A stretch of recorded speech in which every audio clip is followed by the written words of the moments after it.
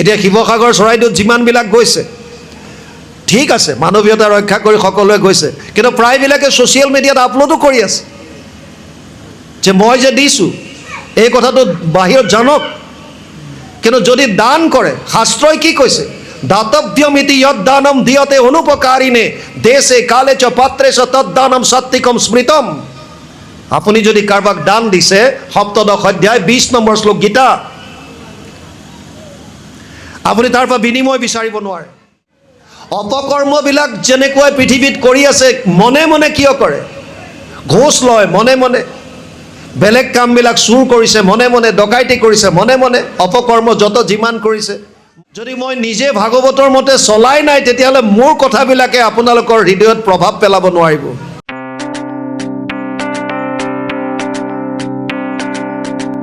সেইমতে কৃষ্ণ কথা শ্ৰৱণ কীৰ্তনে গুণৰ কৰ্মৰ মল তেজৈ তাৰ মনে। নিৰ্মল মনত হৈ আত্মপৰিচয় তেৱেহে কৃষ্ণত দৃঢ় ভক্তি উপজয়। প্ৰথমতে কৈছে কৃষ্ণত ভক্তি কেতিয়া হ'ব? তাৰ কাৰণে মনটো শুদ্ধ হ'ব লাগিব, ভাৱ শুদ্ধি। ভাৱ শুদ্ধিৰ কাৰণে ব্যাসদেৱে কৈছে এতদস্মাৎ পৰম কিঞ্চিত মন শুদ্ধেনা বিদ্যতে জন্মান্তৰে ভৱেত পুণ্যম তদা ভাগৱতম লভেত। পদ্মপুৰাণ উত্তৰখণ্ড ভাগৱত মহাত্ম 1ম অধ্যায় 12 নম্বৰ শ্লোক। ব্যাসদেৱে কৈছে মানুহৰ মনৰ ভাৱ শুদ্ধিকৰণৰ কাৰণে ভাগৱততকৈ শ্ৰেষ্ঠ গ্ৰন্থ আন একো নাই। য'ত বিষ্ণু বৈষ্ণৱৰ কথাৰে ভৰি আছে, ভাগৱত শ্ৰৱণ কৰিলে মানুহৰ মনৰ ভাৱ শুদ্ধ হয়। এইটো ব্যাসদেৱৰ কথা। আৰু ভাগৱত শুনাৰ সৌভাগ্য কাৰ হয়? ব্যাসদেৱে কৈছে জন্মান্তৰে ভৱেত পুণ্যম তদা ভাগৱতম লভেত। বহুত জন্মৰ পুণ্য সঞ্চয় হ'লেহে ভাগৱত শুনাৰ সৌভাগ্য ঘটে। এতিয়া বৰ্তমান যদি আমি চাওঁ, তে আমাৰ প্ৰায় মানুহৰ সৌভাগ্য হৈছে, কাৰণ আমি সকলোৱে ভাগৱত শুনিছোঁ, প্ৰত্যক্ষভাৱে হওক বা পৰোক্ষভাৱে হওক। প্ৰত্যক্ষভাৱে এনেকৈ, পৰোক্ষভাৱে মোবাইলৰ জৰিয়তে, ইউটিউবত প্ৰায়বিলাকে শুনিছে ভাগৱত। কিন্তু যিটো ব্যাসদেৱে কৈছে যে ভাগৱত শুনিলে মনৰ ভাৱ শুদ্ধ হয়, এইটো আমাৰ হৈছেনে নাই? কেনেকৈ গম পাব? সমাজত ইয়াৰ প্ৰতিস্ফলন ঘটিব। চোৰ ডকাইত ধৰ্ষণ লুণ্ঠন ঈৰ্ষা দ্বেষ কাম ক্ৰোধ লোভ মোহ এইবিলাক নাইকিয়া হ'ব যেতিয়া আপোনাৰ ভাৱ শুদ্ধ হ'ব। কিন্তু এইবিলাক নাইকিয়া হৈছে জানো? আপোনালোক বা আমি সকলো নামঘৰত যেতিয়া সোমাওঁ, চেণ্ডেলযোৰ খুলি থওঁতেও 10 বাৰ চিন্তা কৰোঁ যে ঘূৰি আহি পামনে নাই। এইটো সত্য কথা। মাজতে গুৱাহাটীৰ ওচৰত এখন সত্ৰত আমাক নিমন্ত্ৰণ দিছিল। দ্বিতীয় দিনা আমাক দিছিলে নিমন্ত্ৰণ, আমি গ'লোঁ। সমিতিৰ ফালৰ পৰা এটা ঘোষণা দিছে যে যোৱাকালি কোনো সদাশয় ব্যক্তিয়ে আই এগৰাকীৰ চেণ্ডেল এযোৰ লৈ গ'ল, গতিকে আমি তেওঁক অনুৰোধ কৰিছোঁ তেওঁ যাতে চেণ্ডেলযোৰ লৈ আহি পুনৰ সত্ৰৰ সন্মুখত থৈ যায়। তাৰমানে 3 ঘণ্টা ভাগৱত শুনি যোৱাৰ সময়ত বেলেগৰ চেণ্ডেল এযোৰ পিন্ধি গুচি গ'লোঁ, তে আমাৰ ভাৱৰ শুদ্ধতা ক'ত হ'ল? আৰু ব্যাসদেৱে কৈছে ভাগৱত শুনিলে মনৰ ভাৱ শুদ্ধ হ'ব। তাৰমানে ব্যাসদেৱে মিছা কথা ক'লে নেকি? নাই কোৱা। ব্যাসদেৱটো আমাৰ দৰে সাধাৰণ প্ৰাণী নহয়।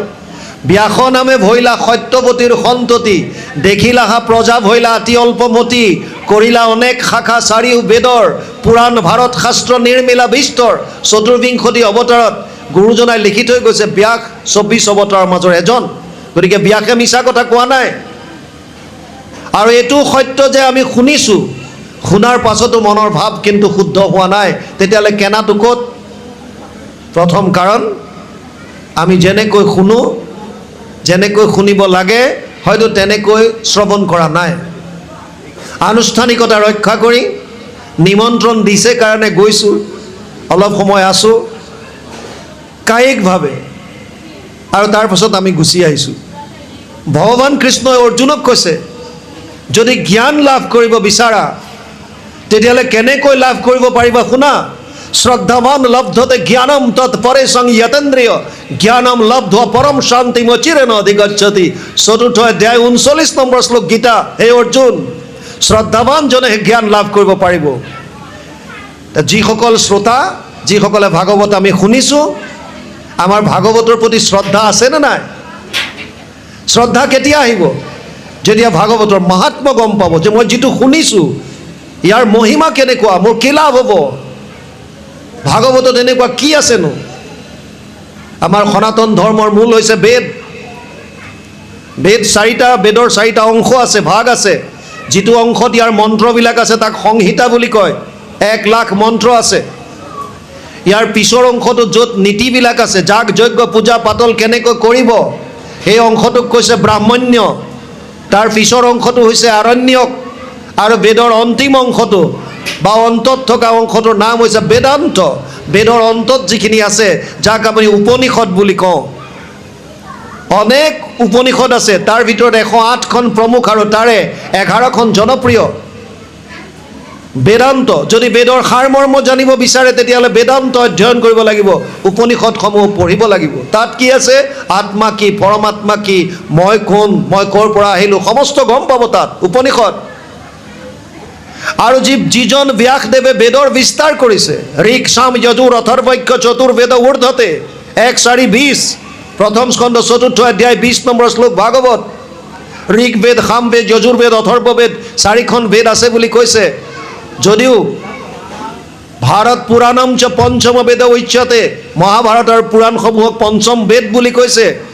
সেই ব্যাসদেৱে পদ্মপুৰাণ ভাগৱতত লিখিছে, সৰ্ব বেদান্ত সাৰম হি শ্ৰী ভাগৱতম ইষ্যতে ঐশ্বৰ ৰসামৃত তৃপ্তৈষ নানন্যত্ৰ ৰতি ক্বচিত। 12, 13, 15 ভাগৱত, দ্বাদশ স্কন্ধ 13শ অধ্যায় 15 নম্বৰ শ্লোকত ব্যাসদেৱে লিখিলে। আৰু ইয়াৰ অনুবাদ মহাপুৰুষ মাধৱদেৱে নামঘোষাত কৰি থৈ গৈছে 8 নম্বৰ পদজোকাত। সমস্ত বেদান্ত সাৰ মহাভাগৱত শাস্ত্ৰ, ইহাৰ অমৃত ৰস পায়, পৰম সন্তোষে পান কৰিলে যিজনে তাৰ অন্যত্ৰ ৰসত ৰতি নাই। সনাতন ধৰ্মৰ মূল যদি বেদ হয়, বেদৰ সাৰমৰ্ম যদি বেদান্ত হয়, বেদান্তৰ সাৰমৰ্ম হৈছে ভাগৱত। আমাৰ 2খন মহাকাব্য আছে, ৰামায়ণ মহাভাৰত। মহাভাৰতৰ ভিতৰত এটা পৰ্ব হৈছে ভীষ্ম পৰ্ব। ভীষ্ম পৰ্বৰ 25 অধ্যায়ৰ পৰা 42 অধ্যায়লৈ 18টা অধ্যায়, 700 শ্লোক সুকীয়াকৈ উলিয়াই আনিছে, নাম দিছে শ্ৰীমদ ভগৱত গীতা। যি প্ৰস্থানত্ৰয়ী প্ৰামাণিক গ্ৰন্থৰ যিটো স্মৃতি প্ৰস্থান বুলি কোৱা হয়, তাৰ মূল গ্ৰন্থ হৈছে গীতা।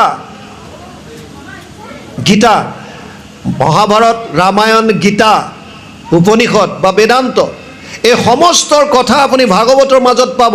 ইয়াত মহাভাৰতৰ কথা পাব, ৰামায়ণ 9ম স্কন্ধ ৰাজবংশাৱলীত পাব ৰামায়ণৰ বিষয়ে, থুলমূলকৈ ৰামায়ণ গোটেইখন লিখা আছে ইয়াত।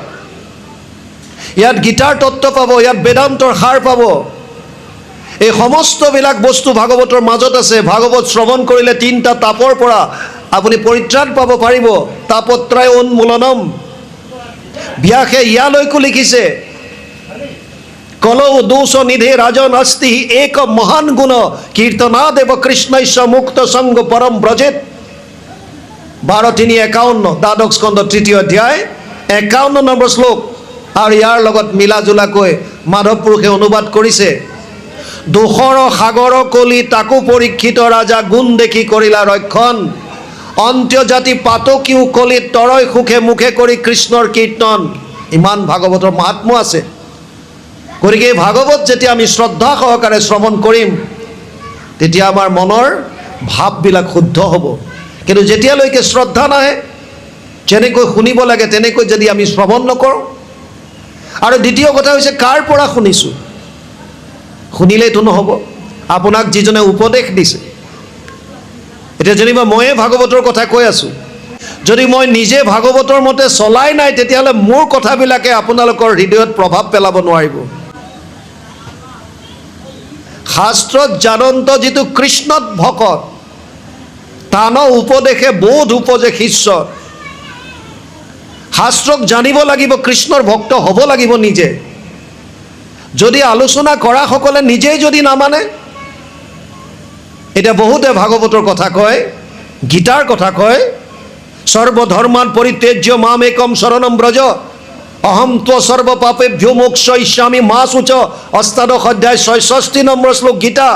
সৰ্বধৰ্ম এৰি এক শৰণ সাক্ষাৎ, সুদৃঢ় বিশ্বাসে সখী লৈক আমাত, নকৰিবা ভয় হেৰা কৰো অংগীকাৰ, সমস্ত পাপত মই কৰিব নিস্তাৰ। কেৱল উপদেশ দিলোঁ হয়, মই একত আহিছোঁনে নাই, এক দেৱ এক সেৱ এক বিনে নাই কেৱ, মই নিজে মানিছোঁনে নাই? যদি মই নিজেই মনা নাই, তেতিয়াহ'লে বেলেগক উপদেশ দিলে মোৰ কথাখিনিয়ে বেলেগৰ অন্তৰ স্পৰ্শ কৰিব নোৱাৰিব। গতিকে আমি কাৰ পৰা শুনিছোঁ এইটো ডাঙৰ কথা। তৃতীয় হৈছে, এতিয়াও এনেকুৱা বহুত মানুহ আছে যোনে ভাগৱত শুনাৰ প্ৰতি ইচ্ছা নাই। কাষতে ভাগৱত হৈ আছে, মোৰ শুনাৰ ইচ্ছা নাই। আৰু 4 নম্বৰ কথা, শুনাটো শুনিছোঁ, বুজাটো বুজিছোঁ, কিন্তু যেতিয়া আচৰণৰ কথা আহে তেতিয়া আমাৰ মানিবলৈ বা পালিবলৈ মন নাযায়। শুনা বহুতে শুনিছোঁ, কিন্তু মানুহ কিমানজনে, সেইটো ডাঙৰ কথা। জনাততো বহুতে জানিলোঁ। আপোনালোকে ভাবে নেকি যে ধৰ্ম কি অধৰ্ম কি আমি নাজানো? সব মানুহে জানে, সব মানুহে। যদি নাজানিলেহেঁতেন তেতিয়া বেয়া কামবিলাক মনে মনে কোনেও নকৰিলেহেঁতেন। অপকৰ্মবিলাক যেনেকৈ পৃথিৱীত কৰি আছে, মনে মনে কিয় কৰে? ঘোষ লয় মনে মনে, বেলেগ কামবিলাক চুৰ কৰিছে মনে মনে, ডকাইতি কৰিছে মনে মনে, অপকৰ্ম যত যিমান কৰিছে মনে মনে কিয় কৰে? যদি নাজানে যে এইটো ধৰ্ম হয় নে নহয়। আমি জানো ভগৱান কৃষ্ণ যেতিয়া হস্তিনাপুৰলৈ গৈছিল কুৰুক্ষেত্ৰ যুদ্ধৰ প্ৰাক মুহূৰ্তত, আৰু দুৰ্যোধনক কৈছিল, দাদা দুৰ্যোধন, যদি মোৰ উপদেশ তুমি মানি লোৱা এতিয়াও কুৰুক্ষেত্ৰৰ যুদ্ধ কিন্তু নহয়। দুৰ্যোধনে কৈছিল, কেশৱ কি কৰিব লাগিব? কি আধা ৰাজ্য লাগে? নালাগে আধা ৰাজ্য, মাত্ৰ 5খন গাঁও দিয়া পঞ্চ পাণ্ডৱক মই বুজাই দিম, কুৰুক্ষেত্ৰ যুদ্ধ নহয়। দুৰ্যোধনে কৈছিল, 5খন গাঁওটো বহুত দূৰৰ কথা, বেজীৰ আগত উঠা সামান্য মাটিকণো মই বিনা যুদ্ধত নিদিওঁ। আৰু তেতিয়া ভগৱানে দুৰ্যোধনক কৈছিল যে, দাদা তুমি ধৰ্ম কি বুজি পোৱা নে নাই? দুৰ্যোধনে কৈছিল, জানামি ধৰ্মম নাচমে প্ৰবৃত্তি, ধৰ্ম কি মই জানো, মোৰ মানিবলৈ ইচ্ছা নাই। আমাৰো একে গতি, আমি জানো ধৰ্ম কি, মনাৰ ইচ্ছা নাথাকে। অধৰ্ম কি? ভগৱানে সুধিলে, অধৰ্ম কি জানানে নাই? দুৰ্যোধনে কৈছে, জানামি অধৰ্মম নাচমে নিবৃত্তি, অধৰ্ম কি সেইটো মই জানো, কিন্তু নকৰাকৈ থাকিবলৈ মোৰ ইচ্ছা নাই। ধৰ্ম কি মই জানো, মানিবলৈ মন নাই। অধৰ্ম কি সেইটোও জানো, নকৰাকৈ থকাৰ ইচ্ছা নাই। আৰু সুবিধা লৈছে, কেনাপি দেৱেনা হৃদি স্থিতম যথা নিয়োজয়সী তথা কৰমি। মহাপুৰুষ মাধৱদেৱে এই শ্লোকটোৰ অনুবাদো ঘোষাত কৰিলে, ধৰ্মক জানো সময় তথাপি প্ৰবৃত্তি নাই, অধৰ্মত নিবৃত্তি নহয়, হৃদিস্থিত হোৱা তুমি যেন কৰা বাহা স্বামী, ঋষিকেশ কৰিব তেনেয়। জনাত জানো, আমি সকলোৱে জানো। কোনে নাজানে ৰাতিপুৱা সোনকালে উঠিব লাগে? কোনে নাজানে যে অকণমান এক্সাৰচাইজ কৰিব লাগে? কোনে নাজানে যে সাত্বিক ভোজন কৰিব লাগে? কোনে নাজানে? কোনে নাজানে যে বেলেগৰ হিংসা কৰাটো বেয়া কথা? চবেই জানো, কৰি আছোঁ, মনে মনে অপকৰ্ম কৰি আছোঁ। ভাল কাম কৰিলে বেনাৰিং মাৰি দিয়ে। এতিয়া শিৱসাগৰ চৰাইদেউত যিমানবিলাক গৈছে, ঠিক আছে, মানৱীয়তা ৰক্ষা কৰি সকলোৱে গৈছে, কিন্তু প্ৰায়বিলাকে ছ'চিয়েল মিডিয়াত আপলোডো কৰি আছে যে মই যে দিছোঁ এই কথাটো বাহিৰত জানক। কিন্তু যদি দান কৰে, শাস্ত্ৰই কি কৈছে? দাতব্যমিতি যদ্দানম দিয়তে অনুপকাৰিণে দেশে কালে চ পাত্ৰে চ তদ্দানম সত্বিকম স্মৃতম। আপুনি যদি কাৰোবাক দান দিছে, 7দশ অধ্যায় 20 নম্বৰ শ্লোক গীতা, আপুনি তাৰ পৰা বিনিময় বিচাৰিব নোৱাৰে। বিনিময় মানে আপোনাৰ পাব্লিচিটিটো এটা বিনিময়। ক'ভিডৰ সময়ত 1 কেজি চাউল লৈ 5 জনে ধৰি পেলাই এজন মানুহক দিছে আৰু চেলফি লৈ পেলাই ছ'চিয়েল মিডিয়াত আপলোড কৰিছে। দান দিছোঁ 5 জনে ধৰি। আৰে দিয়াজনৰো লাজ আৰু লোৱাজনৰো তাত লাজৰ কথা। আপুনি সহায় কৰিছে, কৰক, কিন্তু মানুহক জনাবই লাগিব, তাৰ কিবা গেৰেণ্টি আছে নেকি? আপুনি মনে মনে কৰিলে কি ক্ষতি আছে? কিয় জনাই কিয় কৰিব লাগে? আপুনি যে সহায় কৰিছে এই কথাটো নজনালে নহয় নেকি? আপুনি নামঘৰলৈ ফেন এখন দিছে আৰু ফেনখনৰ ব্লেডত লিখি থৈছে দাতা অমুক, কিয়? আপুনি তোৰণ এখন বনাই দিছে, তাত লিখি দিছে দাতা অমুক, কিয়? মানুহে জানক মই যে দিছোঁ দান।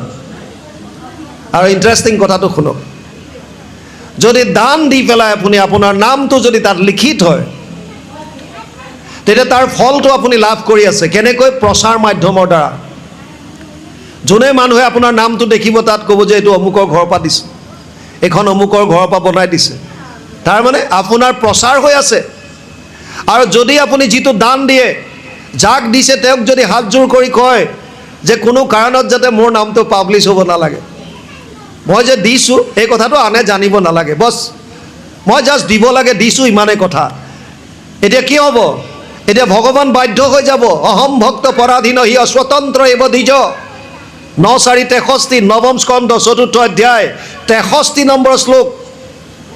ভগৱান কৃষ্ণই দুৰ্বাসাক কৈছিল, যেতিয়া অম্বৰীষক দিয়া চক্ৰটোৱে দুৰ্বাসাক খেদি ফুৰিছিল, ব্ৰহ্মলোকত গৈ ৰক্ষা কৰিব নোৱাৰিলে ব্ৰহ্মাই, কৈলাশত গ'ল শিৱই নোৱাৰিলে, বিষ্ণুৰ ওচৰলৈ গ'ল, নাৰায়ণৰ ওচৰত, নাৰায়ণে কৈছে যে মই নোৱাৰোঁ, এই চক্ৰ মই অলৰেডি মোৰ ভক্ত অম্বৰীষক দি থৈছোঁ, আৰু মই ভক্তৰ অধীন, মই স্বতন্ত্ৰ নহয়।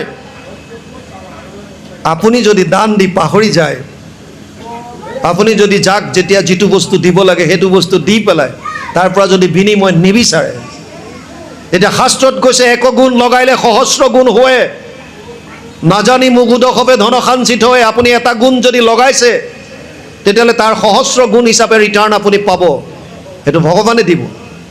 কিন্তু তাৰ বিপৰীতে আমি যদি ফল বিচাৰি পেলাই কৰোঁ তেতিয়াহ'লে আপোনাৰ প্ৰচাৰটো হ'ব অমুকে অমুক দিছে, তমুকে তমুক দিছে, বছ।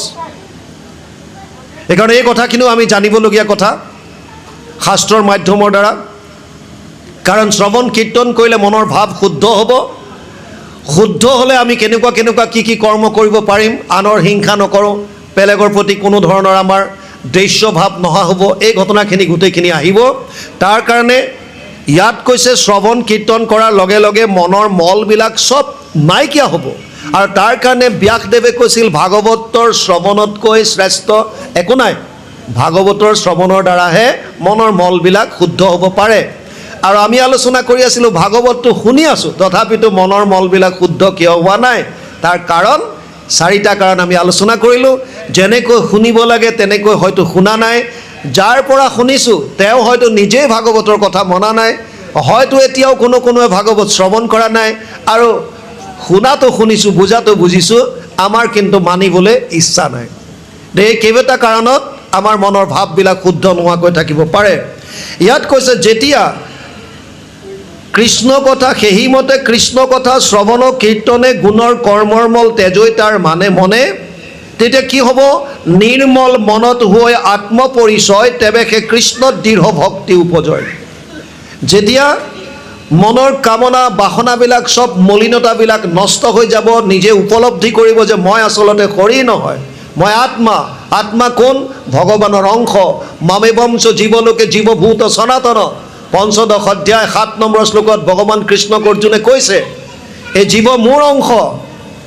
গতিকে তেওঁ যেতিয়া গম পাব যে মই কোন, মই প্ৰভু ভগৱন্তৰ অংশ, তাৰ মানে মোৰ আৰু ভগৱানৰ মাজত পাৰ্থক্য নাই, তেবে সেই কৃষ্ণত দৃঢ় ভক্তি উপজয়। তেতিয়া তেওঁ ভাবিব মই মোৰ মূলৰ ওচৰলৈ যাব লাগে, আৰু মূলৰ ওচৰলৈ যাবৰ কাৰণে কৃষ্ণৰ প্ৰতি ভক্তিভাৱ আহিব, সেৱা ভাৱ বৃদ্ধি হ'ব।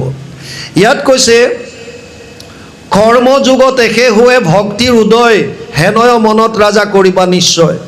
ইয়াত আকৌ এটা কথা কৈছে, এই ভক্তি কেতিয়া উদয় হ'ব বোলে? কৰ্মযুগৰ দ্বাৰাহে। কৰ্মযুগ কাৰ কথা কৈছে ইয়াত? প্ৰতিটো কৰ্ম ঈশ্বৰত অৰ্পণ কৰা।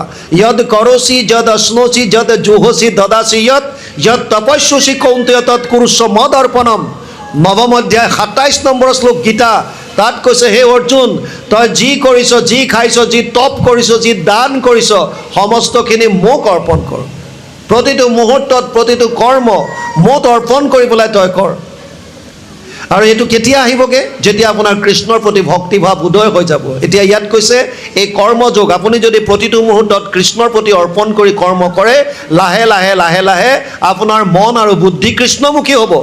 কৃষ্ণমুখী হোৱাৰ লগে লগে আপোনাৰ হৃদয়ত এই ভক্তিভাৱটো, সেৱা ভাৱটো জাগ্ৰত হ'ব। ইয়াত কৈছে পুনৰপি পুচন্ত কৰিয়া জোৰ হাত কৈও কৰ্মযোগ সিদ্ধ সমস্ত আমাদ। এতিয়ালৈকে কি আমি বুজি আছিলোঁ? নাৰায়ণ তত্ত্ব, ভগৱান কোন। এতিয়া লাষ্টত গৈ যেতিয়া ক'লেগৈ যে কৰ্মযোগৰ দ্বাৰাহে ভক্তিৰ উদয় হ'ব, এতিয়া কৈছে কৰ্মযোগ মানেনো কি? এতিয়া সেই কথাখিনি আমি শুনিব লাগিব। ইয়াত কৈছে জাক জানি নৰে কৰে কৰ্ম নিহাৰ, উপজে পৰম জ্ঞান নিস্তৰে সংসাৰ।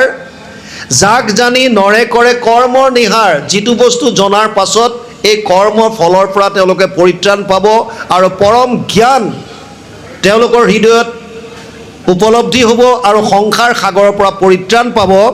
এই কথাখিনি ইক্ষাকু পিতৃৰ আমি সমীপত তথা ব্ৰহ্মপুত্ৰ সবত পুছিলো ইটো কথা নেদিলা সিদ্ধান্ত কিয় খনন্দে কহিও কাৰণ শুনো পৰমানন্দে। নিমি ৰজাই কৈছে যে ইক্ষাকু পিতৃৰ ওচৰত ব্ৰহ্মপুত্ৰ সবৰ সন্মুখত এই কথাটো মই সুধিছিলোঁ, তেতিয়া মোক তেওঁলোকে কিয় সিদ্ধান্ত নিদিলে খনন্দ আৰু ঋষিসকলে, এই কথাটো মোক কোৱা।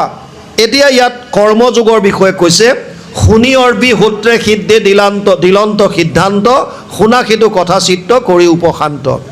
অভিসূত্ৰই কৈছে যে এতিয়া তুমি সেই কথাটো শুনা। পৰম গহন ইটো আতি বেদবাণী যাক শুনি মোহ দূৰ হোৱে মহাজ্ঞানী।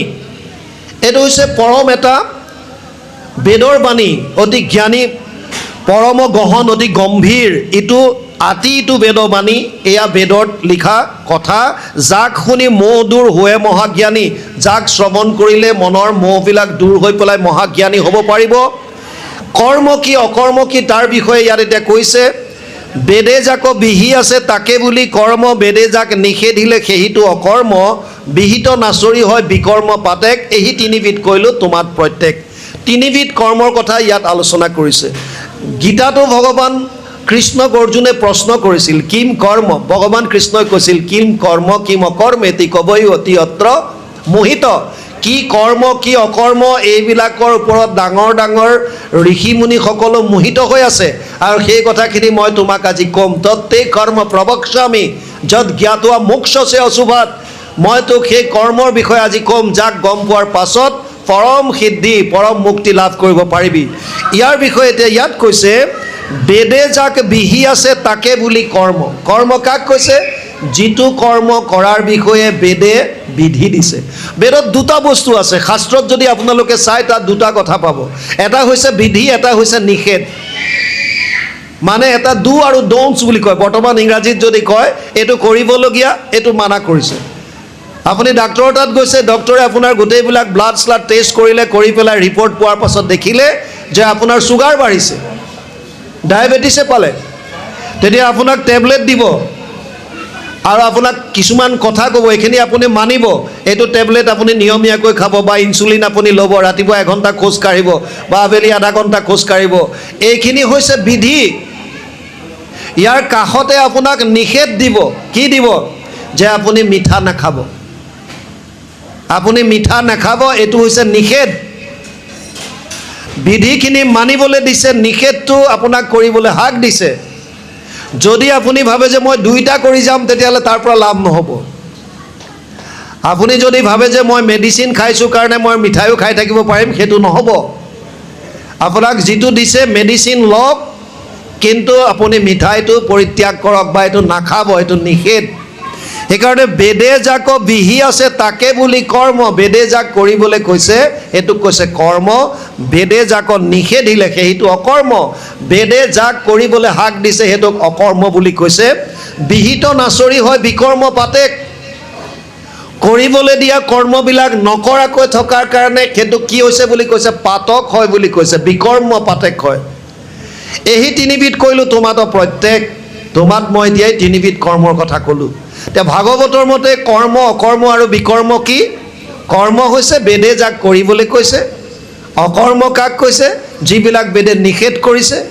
বিকৰ্ম কাক কৈছে? যাক নিষেধ কৰিছে, বিহিত নাচৰি যিবিলাক কৰিবলৈ কৈছে সেইবিলাক যদি আচৰণ নকৰে তেতিয়াহ'লে তেওঁক বিকৰ্ম পাতকে চুব বুলি কৈছে। ইয়াত কৈছে বিকৰ্ম অকৰ্ম কৰ্ম সেইটো তৃতয় বেদৰেখে মত জানা লৌকিক নহয়। যাক বেদে বোলে সিটো ঈশ্বৰৰ সাক্ষাৎ, যিটো ঈশ্বৰত সন্তে হৈ আছে যাত। এই বেদনো কি? বেদ হৈছে জ্ঞান। এই জ্ঞান কেনেকৈ আহিল?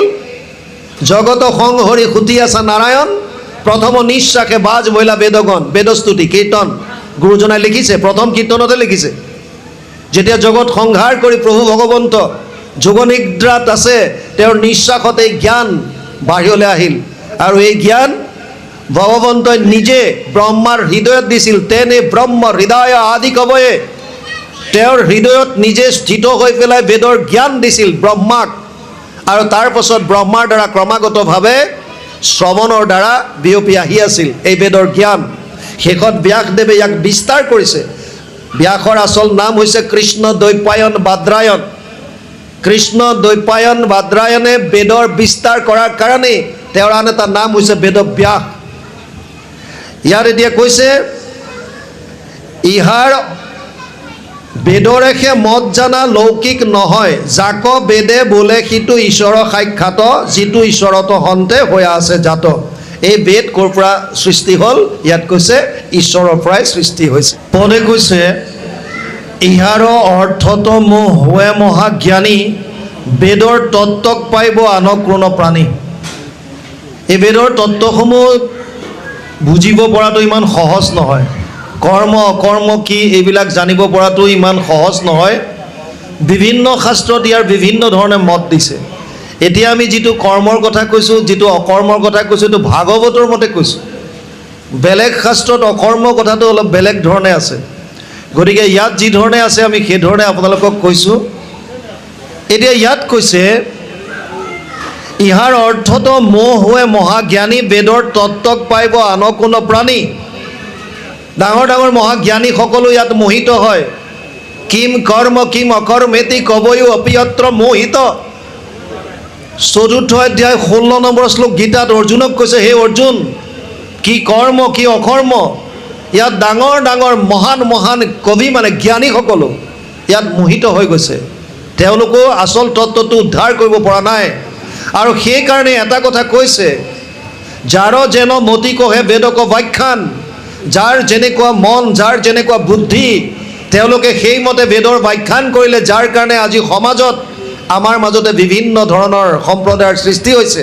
কাৰণ যাৰ হাতত যোনখন গ্ৰন্থ পৰিছে আমি সেইখনৰ মতে চলি আছোঁ। আৰু এইটোৰ কাৰণেই হয়তো শৌনকে নৈমিষাৰণ্যত যেতিয়া সূতমুনিক লগ পাইছিল, ব্যাখ্যাৰ আসনত বহুৱাই লৈছিল, তেতিয়া এই প্ৰশ্নটো তেতিয়াই কৰিছিল, ভূৰিণী ভূৰি কৰ্মাণি শ্ৰোতব্যানি বিভাগশ অত সাধু অত্ৰ যত সাৰম সমুদ্ৰিত্য মনীষয়া মাম ব্ৰূহি শ্ৰদ্ধানানাম যেন আত্মা সম্প্ৰসিদ্ধতি। ১:১:১১ ভাগৱত প্ৰথম স্কন্ধ প্ৰথম অধ্যায় ১১ নম্বৰ শ্লোক ভাগৱতত শৌনকে সূতমুনিক কৈছিল, হে সূতমুনি, শাস্ত্ৰ বহুত আছে আৰু বিভিন্ন শাস্ত্ৰত বিভিন্ন কৰ্মৰ কথা কৈছে।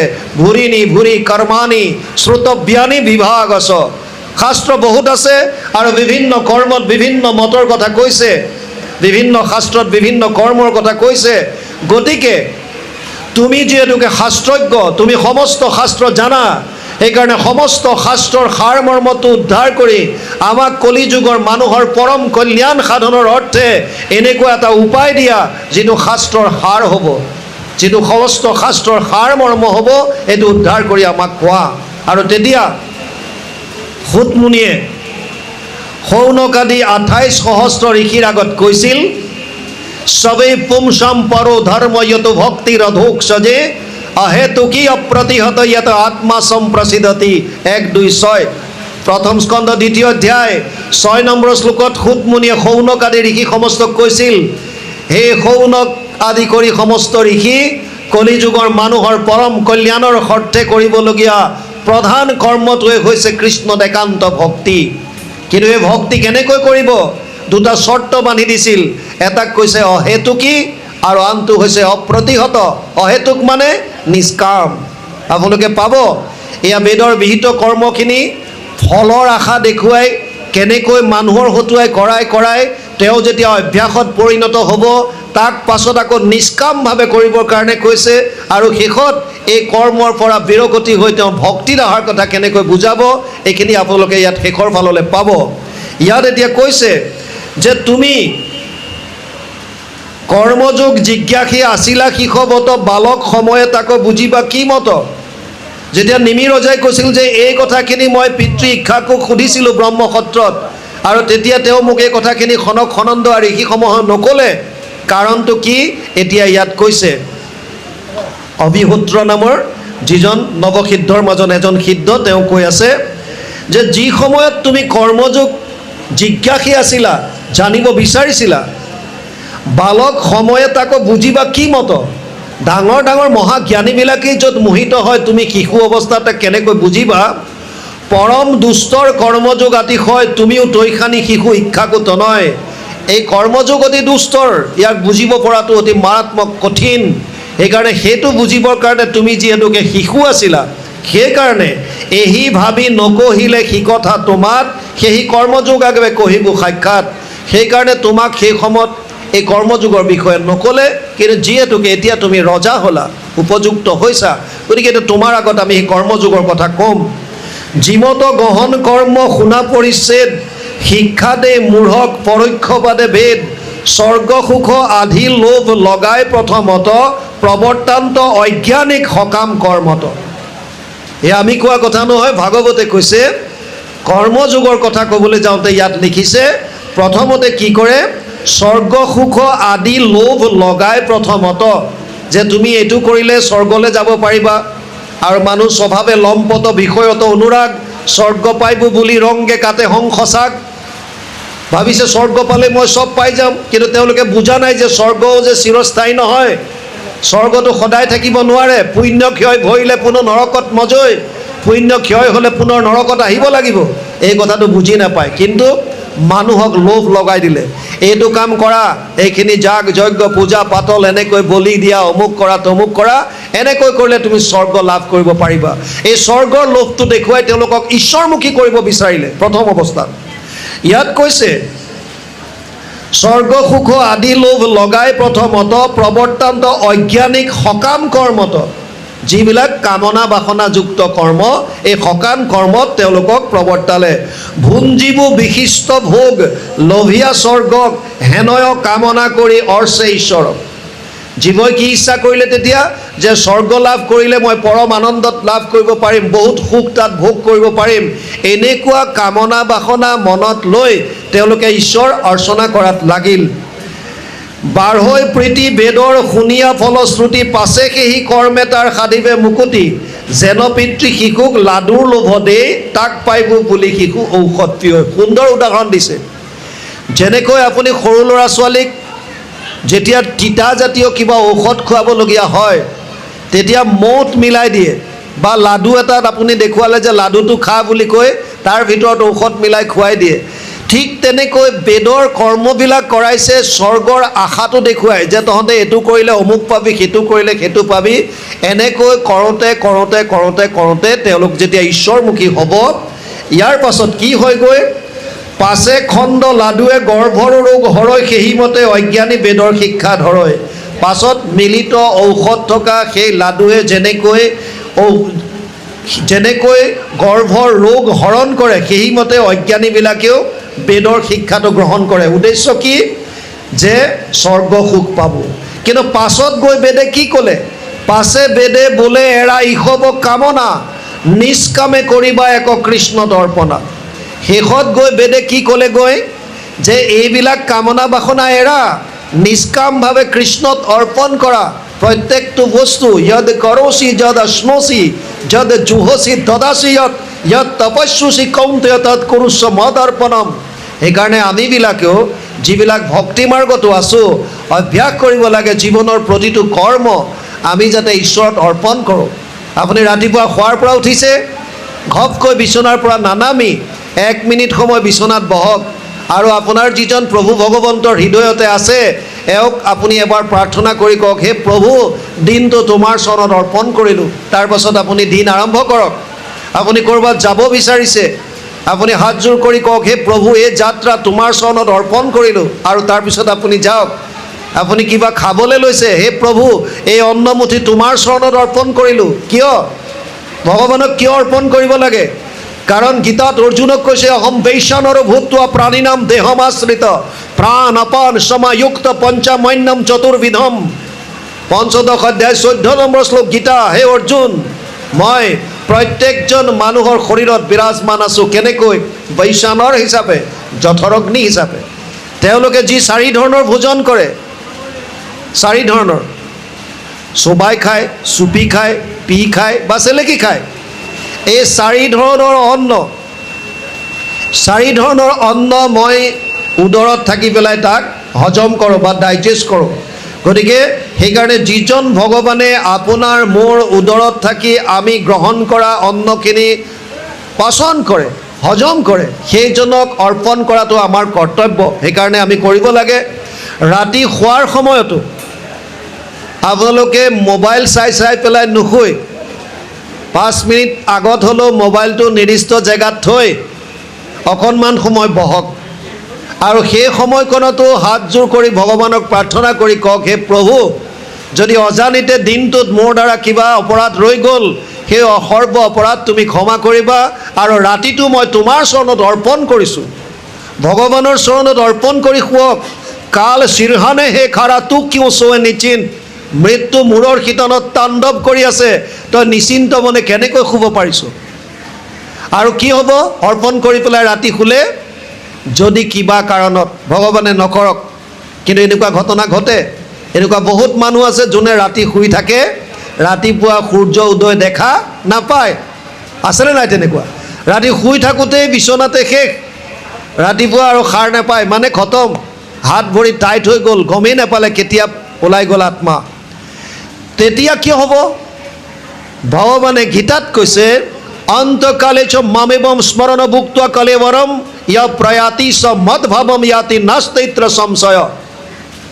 8ম অধ্যায় 5 নম্বৰ শ্লোক গীতা। হে অৰ্জুন, যদি কোনোবাই শেষ মুহূৰ্তত মোক স্মৰণ কৰি অন্তকালে চ মামেব স্মৰণ মুক্ত কৰা কলেবৰম, মোৰ কথা স্মৰণ কৰি যদি শৰীৰ ত্যাগ কৰিলে, সেইজনে মোক পাব, ইয়াত কোনো সন্দেহ নাই। মোক মানে বৈকুণ্ঠ ধামত যাব পাৰিব।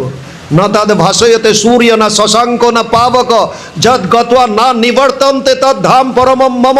5ম অধ্যায় 6 নম্বৰ শ্লোক গীতা।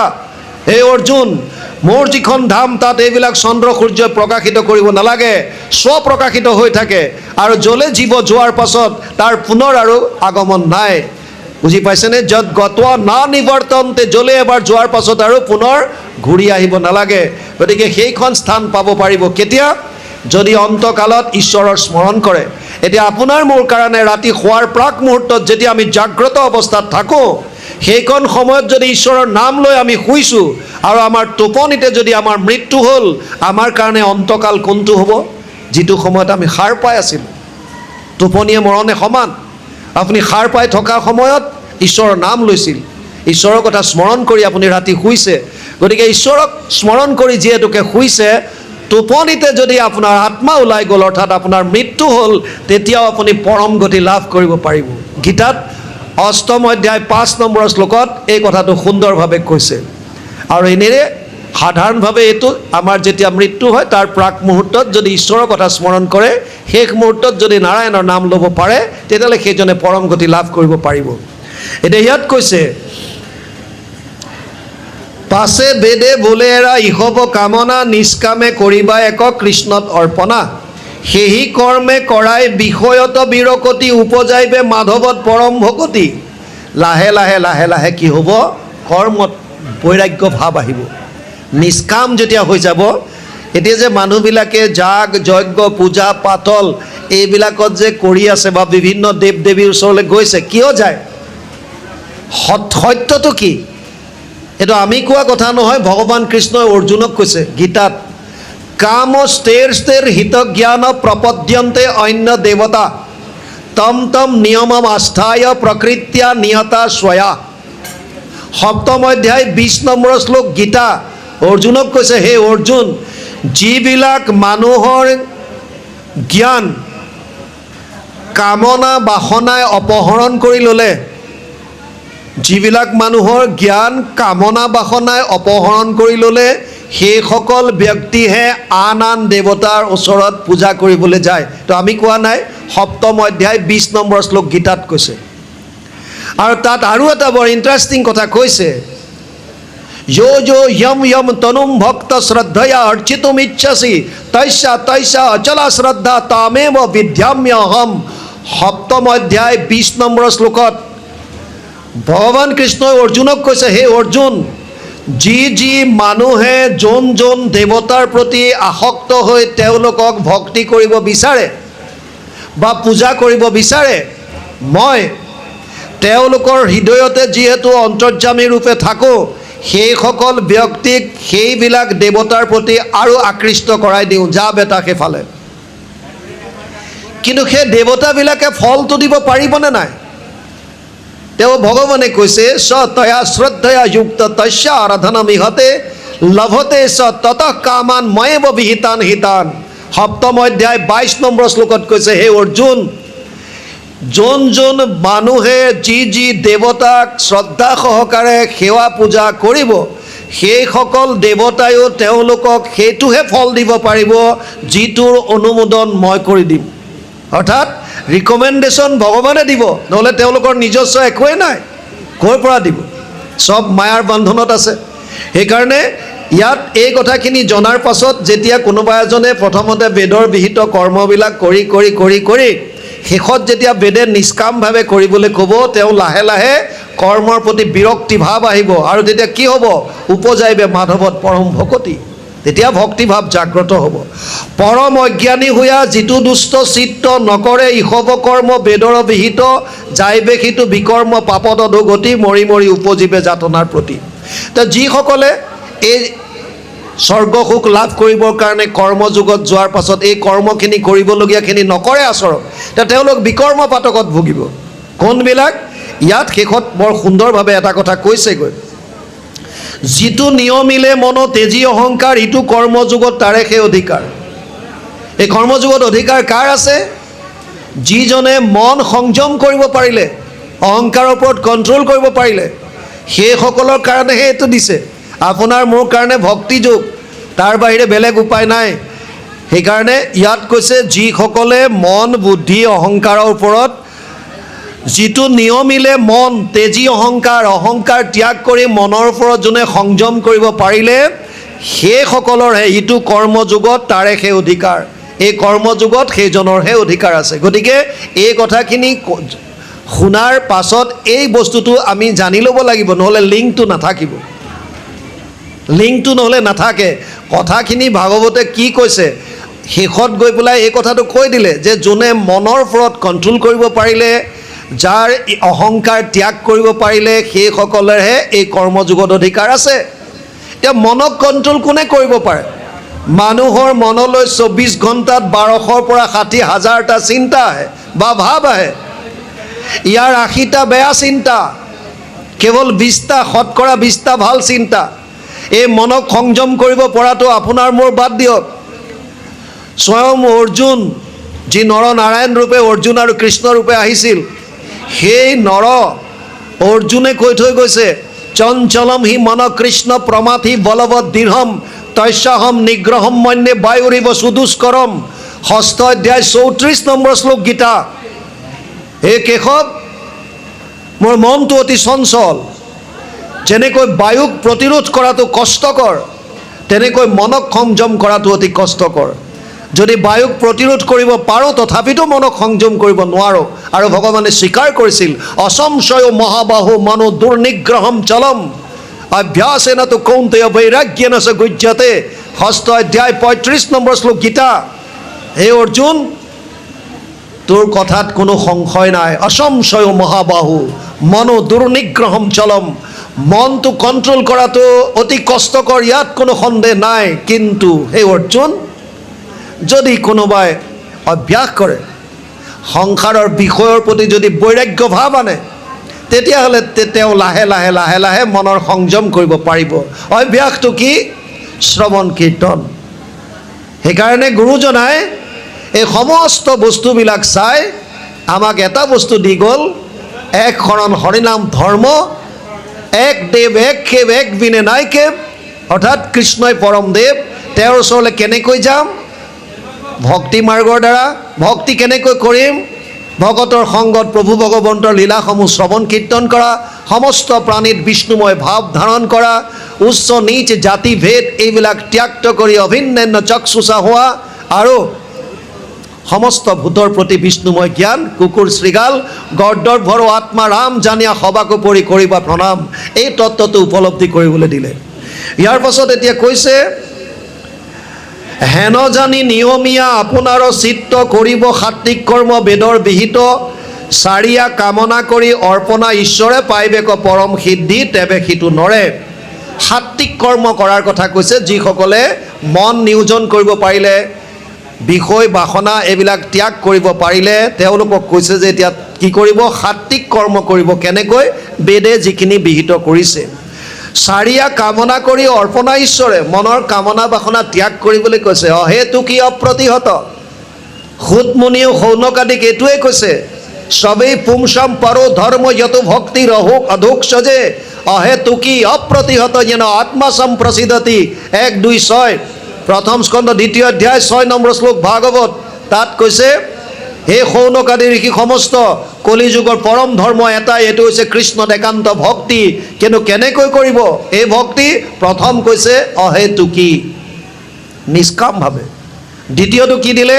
অপ্ৰতিহত, অন্তৰবিহীনভাৱে, নিৰন্তৰ। দুটা কথা মনত ৰাখিব লাগিব, নিষ্কাম আৰু নিৰন্তৰ। এই নিষ্কাম আৰু নিৰন্তৰভাৱে যদি কৃষ্ণ সেৱাত বৰ্তি হৈছে, তেতিয়া কম দিনৰ ভিতৰতে আপুনি যিটো আনন্দ বিচাৰি ফুৰিছে বাহ্যিকত, সেই আনন্দটো আপুনি হৃদয়ত উপলব্ধি কৰিব পাৰিব। কিমতে ভকতি কৰিব তোমাত হৰি হৰি হৰি